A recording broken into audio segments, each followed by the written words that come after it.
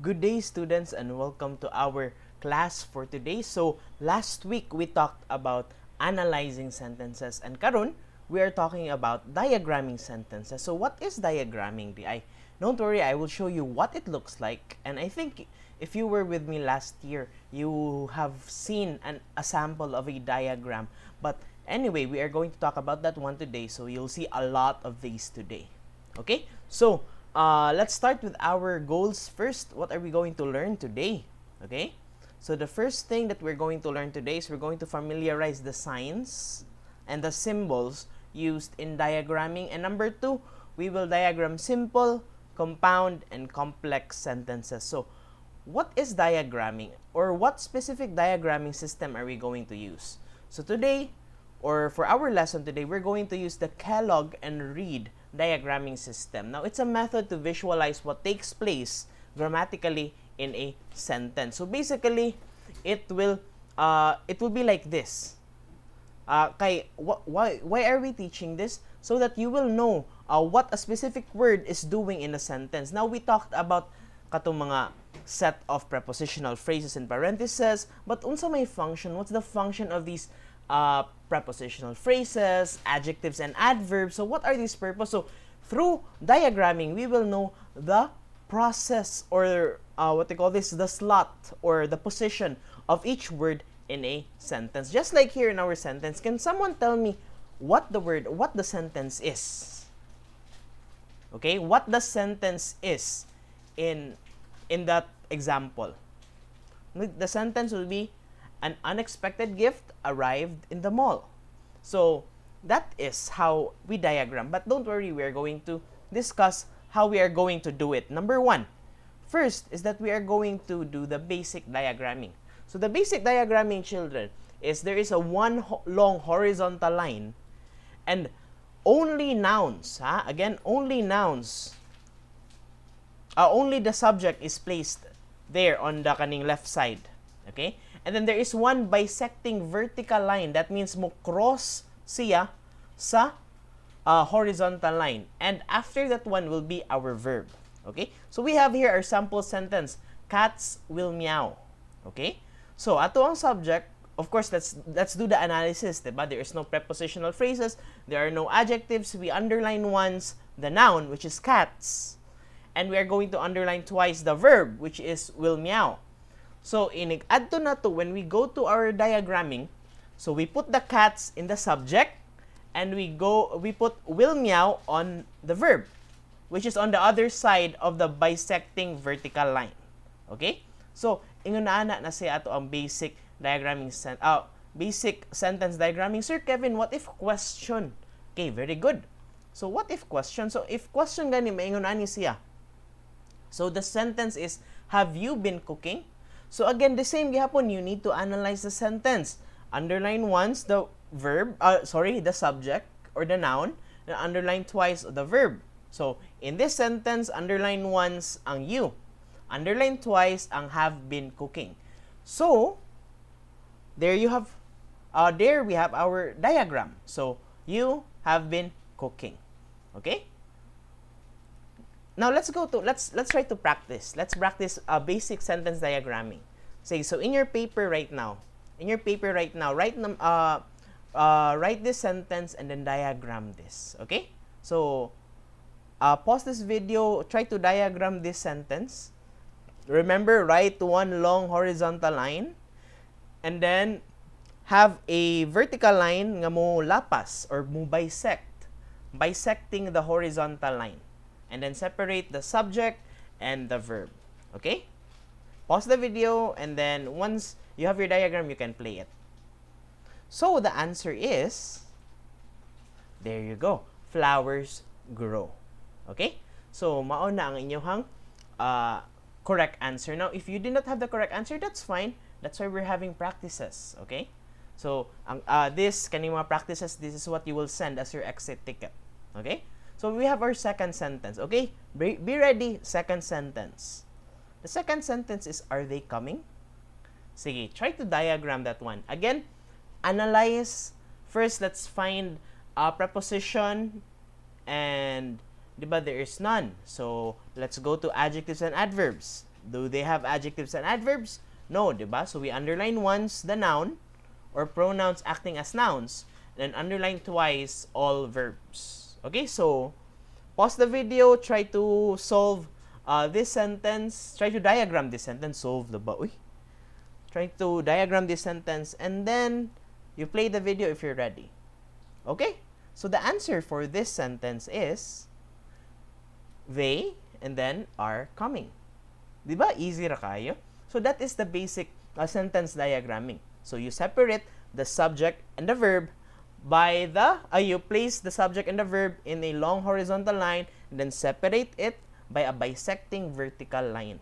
So kana mulapas, tanawa ganinyo kana bitaw mulapas kani. This one dapat mulapas gyud siya sa horizontal line. Sir Kevin, what happens if dili na mo ilapas sa horizontal line? Okay? That's gonna be part of our it's gonna be part of this topic, but let's proceed to our other sentences or diagramming styles, methods. Now let's try to diagram adjectives, okay? As we all know, adjectives describes nouns and pronouns, diba? So when we diagram adjectives, we are going to write a line and then slanting down under the noun or pronoun that they modify. Okay, so basic ra gyud siya. Draw a line slanting down under the noun or pronoun that they modify. So here we have our sentence, the yellow ducks quacked. So let's analyze the sentence. Number 1, is there prepositional phrases? Diba wala. So we skip that step. Step number 2, are there adjectives and adverbs in this sentence? Yes, there are, diba? The, which is describing the ducks, and the yellow, which is describing ducks. Step number 3, underline once all the noun. And the only noun here is ducks. And underline twice all verb, which is quacked. And then ibutang na to siya sa diagram. Okay? So, of course, ang inyong makita una sa diagram, sa analysis, is the underline nga once nga subject o underline twice na verb. So, you put that there. Okay? So, and then, all the adjectives, draw a slanted line and then put the adjective there. Just like here in our sentence, we have the here and we have yellow over here. Okay? Let's have a sample sentence. Okay? So, write this down. Sentence number 3. The lovely scented candles burned. Okay? So, I'll give you time, pause this video, and then try to diagram this sentence. Okay? Are you done? Okay. Make sure nga mahuman na mo ha nga inyo ning gi-play. Okay? So, how are we going to diagram this one? So, let's analyze. Inig-analyze na to, wala tayong makit-an nga prepositional phrases, di ba?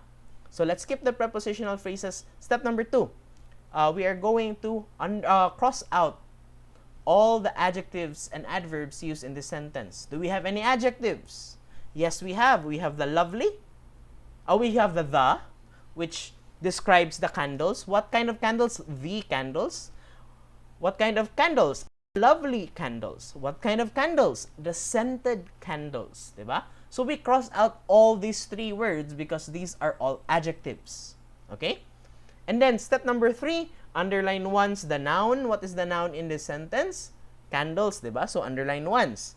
Burned is our verb. So step number 4, underline verbs twice. So kaduha na to yung underline. So you can now start the diagramming and the diagram would look like this. Diba? So giubos na to ang the, ang lovely, ang scented because these are all adjectives describing the candle and the verb is burned. Nasabtan? Dalirang adjectives. Now let's go to adverbs. If you remember, adverbs describe adjectives. Sakto ba? Verbs, verbs, adjectives, and other adverbs. Na nakalimot na si sir sa lesson sa adverbs. Okay? So, adverbs describe verb, una. Okay? So, pwede siya mabutang sa under sa verb. Adjective, and another adverb. So, we have here, yun ano yun nato pag diagram ang adverb. So, same ra gihapon sa adjective. It's just the same thing with adjective. We are going to write a line down. A slanting line. Draw a slanting line under the verb, adjective, or adverb na iyang gi-modify. And then, napagi adverb that describes another adverb. So that's the time na we are going to do this. If you see this one, di ba mura siyag ni sanga, ni ubos siya sa another adverb. So ingon ana siya pag describing another adverb. So here our sentence is Rover howled rather loudly. Okay? So they are diagramming it like this. So gipangita nila ang adjectives and ang adverbs, which is rather ug loudly. Kay loudly giun sa pag-howl ni Rover. How did Rover howl? Loudly, di ba? How did Rover howl loudly? Rather. So gi-describe ra gihapon niya ang loudly. So we put the loudly under the howl. Di man si Rover, paminaw ha. Dili man si Rover ang nag-loudly. Kinsa day na unsa day word nga describe sa loudly? Di ba ang Rover? Si Rover. So we put loudly under howled, not Rover. Same thing put with rather, because rather is also an adverb describing how Rover loudly howled. Okay? No, matang twister na si Sir Kevin, but I hope you understand. So basically, ingon ana na siya. So i-under nimo siya if it's describing another adverb. But if it's just describing a verb, so one line ra gyud na siya. Aka nang slanting line ra gyud siya, same ra gyud ani kaning loudly. Let's say for example atong sentence kay Rover howled loudly. So ang loudly ra gyud atong iana.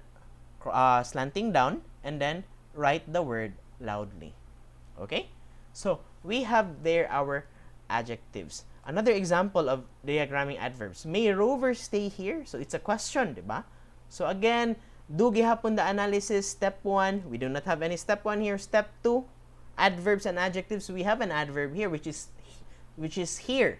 So we cross out here and then underline once the noun, which is Rover. Underline twice the verb, which is may stay. And then diagram it, transfer it to a diagram. Rover may stay, and then under sa may stay here. Diba? Kay adverb man siya. Rover may stay where? Asa man. Diba? So it describes the verb in the sentence. So that is the correct adverb. I mean the correct diagram. Okay? Now in your papers, I want you to try this one. This sentence. Thomas Edison worked diligently. Again, Thomas Edison worked diligently. Okay? So again, do the 4 analysis steps and then pause this video. Try to analyze it. Don't worry if wrong inyong answer. Okay ra gyud na basta maka-practice mo. Okay? Pause this video and then try to diagram. Sige, unsa may answer ninyo? Okay, the answer is tadan! So, Thomas Edison is our subject. Atong verb kay worked. And then, diligently is describing worked. Okay? So, we are going to discuss the other ways of diagramming in our next video. So, stay tuned and still have your papers and your pens. Okay? So, thank you and see you on the next video.